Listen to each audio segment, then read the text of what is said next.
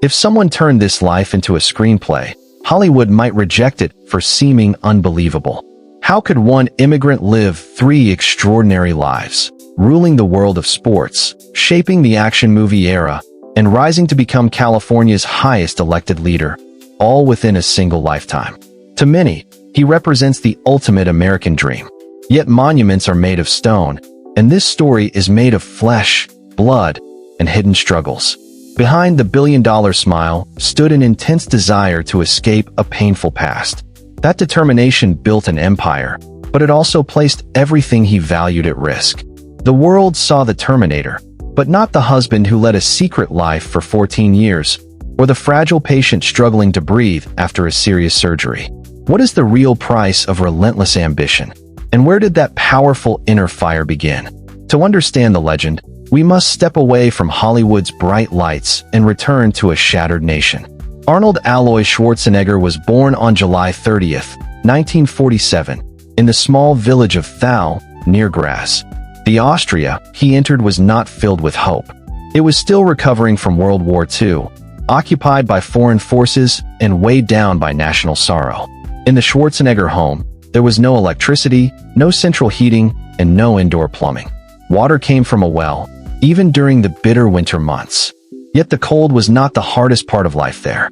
His father was. Gustav Schwarzenegger, the local police chief, was a tall and commanding man who played the accordion and inspired strict respect. He had once been a member of the Nazi Party and carried the emotional scars of a lost war. Like many men of his time, he brought military discipline into his household. He valued order and obedience above all. For Arnold and his older brother, Meinhard, childhood was not carefree. It felt structured and demanding.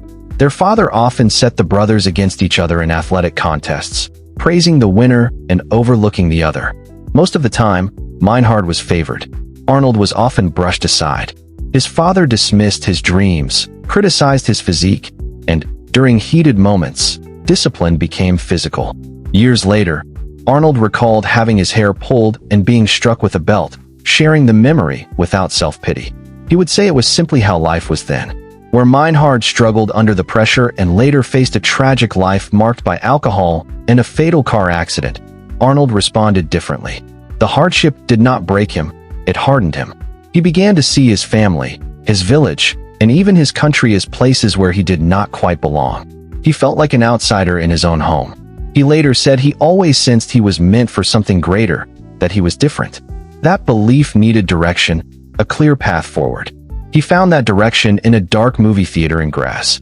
On the screen, he watched newsreels of America. Tall skyscrapers, large cars, sunshine, and confident people. It stood in sharp contrast to the gray atmosphere of post-war Austria. America became his goal. He only needed a way to get there. That path appeared in a shop window during his teenage years. A magazine cover showed Reg Park, the British bodybuilder who had won Mr. Universe and later portrayed Hercules in films. For the first time, Arnold saw a clear plan. Reg Park built his body, moved to America, and became a movie star. Arnold decided he would follow the same steps. He brought the magazine home. His mother, Aurelia, worried by the images of muscular men, feared something was wrong, and even contacted a doctor. His father reacted with sarcasm, suggesting he chop wood if he wanted to use his strength. But the spark had already been lit.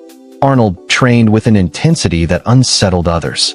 On Sundays, when the gym was closed, he would find ways to get inside and exercise in the cold until his hands stuck to the metal bars. He was not just lifting weights, he was building his way out. At 18, during mandatory military service, he continued his training while others rested. So focused on his goal, he left his post without permission to compete in the Junior Mr. Europe contest in Stuttgart, Germany. He lacked proper trunks, posing oil, and experience, but he had belief. He won. When he returned, he spent a week in confinement. Alone in that dark cell, he did not feel fear. He felt progress. He understood that ordinary limits, military expectations, family rules, even national boundaries, would not define him. He believed his will could shape his future. Munich came next, then London. But the true prize waited across the Atlantic. Arnold felt certain he would cross that ocean and succeed. In 1968, at 21, he landed in America with a gym bag, a heavy accent, and unwavering confidence.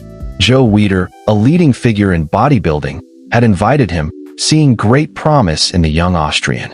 Yet America presented a challenge. In Europe, Arnold had been a champion. At his first major competition in Miami, he lost to Frank Zane, whose lean and defined physique impressed the judges. Arnold felt crushed. Alone in his hotel room, he realized size alone was not enough. Instead of giving up, he made a plan. He moved to Venice Beach, California, the heart of bodybuilding culture. Gold's Gym became his home, and training became more strategic. He studied his weaknesses and improved every detail of his physique with focused effort. This period became known as the golden era of bodybuilding, a time of hard work and strong friendships. Arnold trained alongside Franco Columbu, Dave Draper, and Ken Waller. They shared meals, laughter, and long workouts. Yet beneath the camaraderie, Arnold remained fiercely competitive. He soon understood that victory required more than physical strength. Confidence and mental focus mattered just as much. Before competitions, he would compliment rivals while subtly making remarks that planted doubt. A simple comment about looking smaller or tired could affect a competitor's mindset. He aimed not only to win, but to ensure others believed he would. This approach was captured in the 1977 documentary Pumping Iron. What began as a small project about bodybuilding became Arnold's breakthrough moment. The film showed his rivalry with Lou Ferrigno, who was taller and younger. Arnold used charm and conversation to gain an edge, keeping himself relaxed while his opponent felt pressure. His personality shone on camera, confident, humorous, and captivating. One bold remark comparing the feeling of a workout pump to intense pleasure surprised audiences and helped make him a cultural figure. He brought bodybuilding into the mainstream spotlight. By 1975, after winning his sixth straight Mr. Olympia title, Arnold had reached the top of the sport. There were no greater titles left to claim. He had become the standard for generations to follow. Yet he was not only shaping his physique, he was also building financial security and preparing for his next chapter. Unlike the stereotype of the unintelligent bodybuilder, Arnold was a sharp businessman from the moment he arrived in America. While others relaxed on the beach, he and his close friend Franco Columbu launched a bricklaying company. They promoted themselves as skilled European craftsmen and charged premium prices to wealthy Californians for patio projects. He invested those earnings in mail-order fitness programs, then used the profits to purchase apartment buildings during the high inflation of the 1970s. By age 22, he was already a millionaire, without starring in a major film. He had wealth, recognition, and a world-class physique. Now the dream from that dark theater in Graz returned with full force. He told friends, agents, and anyone willing to listen, "I will become the biggest movie star in the world." Most responded with laughter. Industry agents said it was unrealistic. His accent was too heavy and sounded mechanical. His name was too long and difficult to pronounce. His muscular build did not fit the 1970s trend of lean, intense actors like Dustin Hoffman and Al Pacino. Some suggested he might play a silent wrestler or a minor villain, but never a leading role. Many saw him as unusual. Arnold saw possibility. If he was different, he would make that difference valuable. He decided his accent, size, and name would become strengths rather than weaknesses. He stepped away from competitive bodybuilding and focused fully on Hollywood. The gatekeepers believed they could limit his chances, but Arnold had never waited for approval. He was preparing to create his own path. In the late 1970s, Hollywood favored realism and emotionally complex anti-heroes. Then came Arnold, a 250-pound physical presence unlike anything audiences had seen. His early projects were awkward. Hercules in New York struggled so much that his voice was replaced. Yet he approached acting the same way he approached training: repetition, discipline, and focus. He took acting lessons, worked with speech coaches, and practiced tirelessly. He treated performance as another skill to master. His breakthrough came not because he transformed into a classical actor, but because he became unforgettable on screen. In 1982, Conan the Barbarian was released. Critics were uncertain, but audiences were captivated. Arnold did not simply portray Conan, he embodied him. His accent added a timeless, almost mythical tone to the character. He felt powerful and commanding. Then, In 1984, a modest science fiction film reshaped his career. Director James Cameron initially considered casting someone else as the Terminator, but after meeting Arnold, his view changed. Arnold explained how the character should move and behave, calm, focused, without emotion. Cameron recognized that this presence was exactly what the role required. When the Terminator premiered, the traits once criticized became iconic. The steady voice, the deliberate movement, even the unusual name turned into part of a powerful brand. Though he spoke only a few lines, "I'll be back" became one of cinema's most quoted phrases. The 1980s had found its action star. Every era has its rivalries, and Arnold's competition with Sylvester Stallone became legendary. Their rivalry went beyond professional competition, it was personal. They exchanged playful but pointed remarks in interviews and at events. Each film tried to outdo the other in scale and spectacle. If one used heavy weaponry, the other used something even larger. The competition pushed action movies to bold extremes. Arnold later shared a clever moment in that rivalry. When offered a weak script titled "Stop," or "My Mom Will Shoot," he quietly suggested to the press that he was interested. Stallone pursued it instead. The film struggled, and Arnold avoided a setback without appearing involved. By the early 1990s, Arnold's career was at its peak. Films like Total Recall, True Lies, and Terminator 2: Judgment Day confirmed his status. He expanded into comedy with Twins and Kindergarten Cop, showing he could laugh at himself. He became one of the highest-paid actors in the world. He owned a private jet and helped popularize the civilian version of the Humvee. He married Maria Shriver, a member of the Kennedy family. The young boy from Austria had entered America's most prominent circles. From the outside, his life seemed ideal. However, success can create blind spots. On film sets, Arnold projected confidence and leadership. Away from cameras, stories began circulating about his personal conduct. He appeared unstoppable, having overcome poverty, doubt, and intense competition. With so many victories behind him, he searched for a new challenge. Film success was secured. Fitness was mastered. What remained? In 2003, California faced political uncertainty.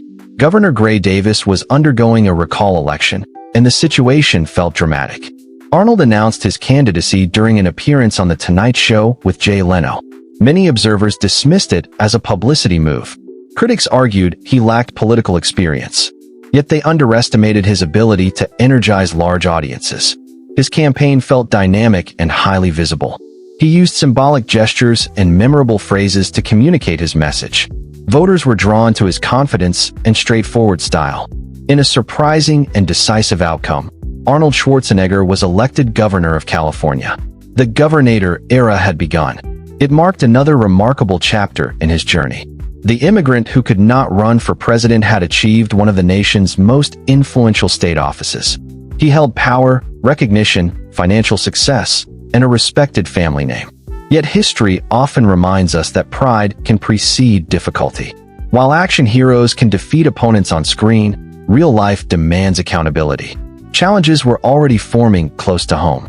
Sacramento is often described as a difficult environment for ambitious leaders, shaped by negotiation and complex interests.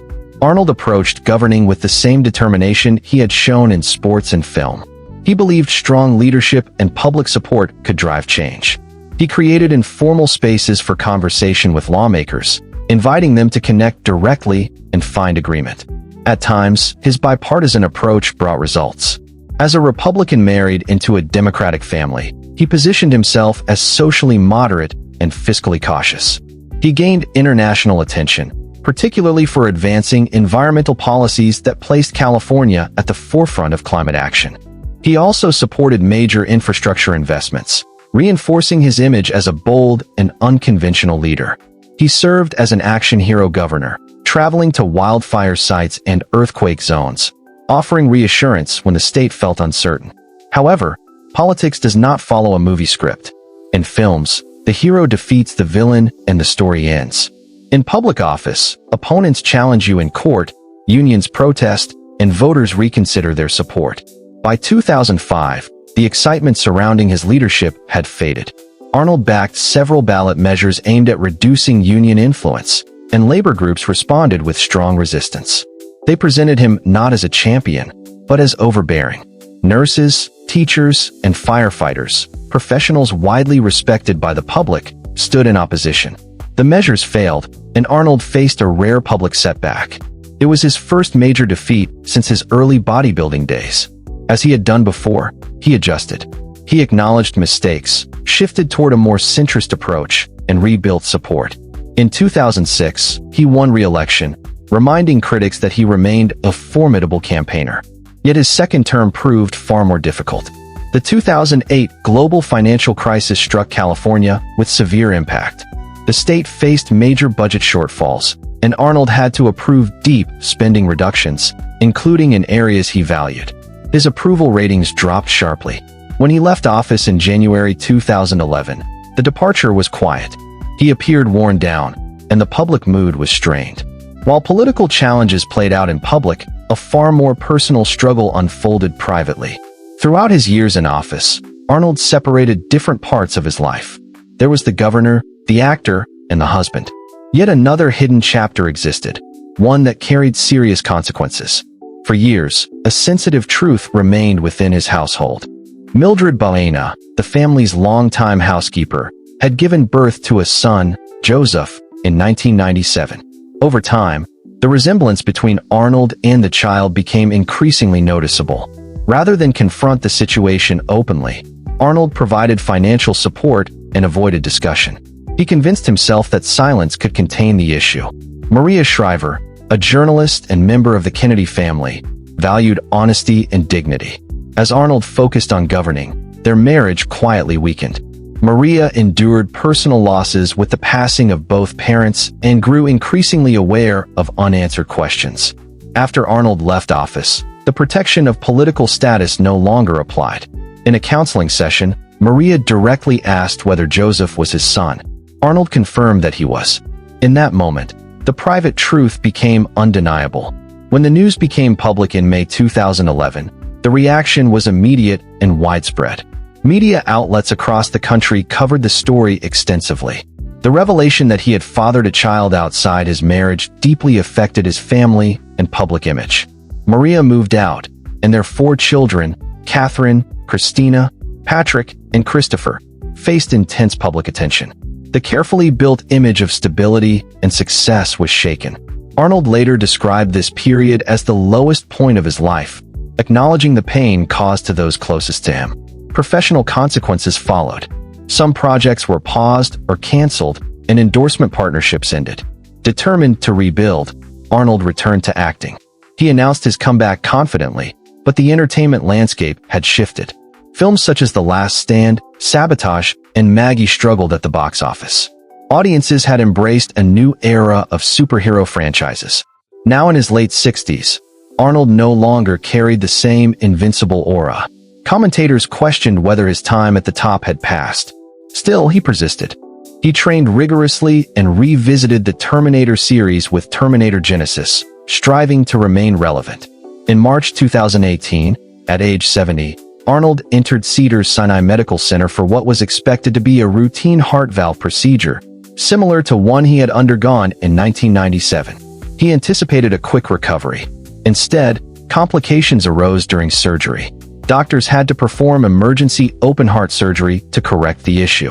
When he regained consciousness, he learned how serious the situation had been. For the first time, his physical strength could not shield him from vulnerability. Recovery was slow and demanding. The man who once lifted extraordinary weights struggled with basic movements. His lungs required care, and his chest had been surgically opened. Doctors urged him to walk to prevent complications, but even standing was exhausting. A video from that period shows him in a hospital gown, holding a walker, taking careful steps while counting quietly to himself. It was not a performance. It was determination in its purest form. He later reflected that he felt physically depleted, yet mentally focused. In that hospital corridor, pride gave way to discipline. He concentrated on small goals. One step, one breath, one improvement at a time. Just as he had trained methodically in his youth, he approached recovery with steady effort. Within 3 months, he returned to filming Terminator: Dark Fate. However, he carried a different perspective. He no longer tried to appear ageless or invulnerable. He began speaking openly about setbacks, resilience, and personal growth, embracing a more reflective chapter of his life. He began rebuilding his relationships with his children, offering not financial support, but his time and attention. He also formed a meaningful bond with Joseph Baena, the son born during the scandal, who shared his father's passion for training. The consequences of Arnold's mistakes were severe. He lost his marriage, damaged his public image, and faced a life-threatening health crisis. Yet within the collapse of the image he had carefully constructed, a more genuine person began to appear. He came to understand that no one succeeds alone, and that true accountability requires effort and humility. Today, a visit to Arnold Schwarzenegger's home reveals a quieter atmosphere. Instead of campaign activity or celebrity display, one might see a 77-year-old man at his kitchen table sharing breakfast with his miniature donkey, Lulu, and his pony, Whiskey. The image is unexpected, the former action icon calmly caring for animals at home. Yet it reflects this later chapter of his life. He has moved from being a conqueror to becoming a mentor. He no longer aims to prove he is the strongest person in the room. Instead, he focuses on staying useful. Through his daily newsletter, The Pump, he reaches hundreds of thousands of readers with practical encouragement about health, movement, and purpose. The message is less about building large muscles and more about building discipline and direction. This shift represents growth. It is not simply about fitness, it reflects reflection and responsibility. Arnold has also spoken firmly against hatred, anti-Semitism, and extremism. In doing so, he has addressed his own family history with honesty. In a widely viewed video, he discussed his father, Gustav, and the difficult realities of post-war Austria. He described how misinformation and harmful ideology shaped a generation. Rather than hide that history, Arnold used it as a cautionary example.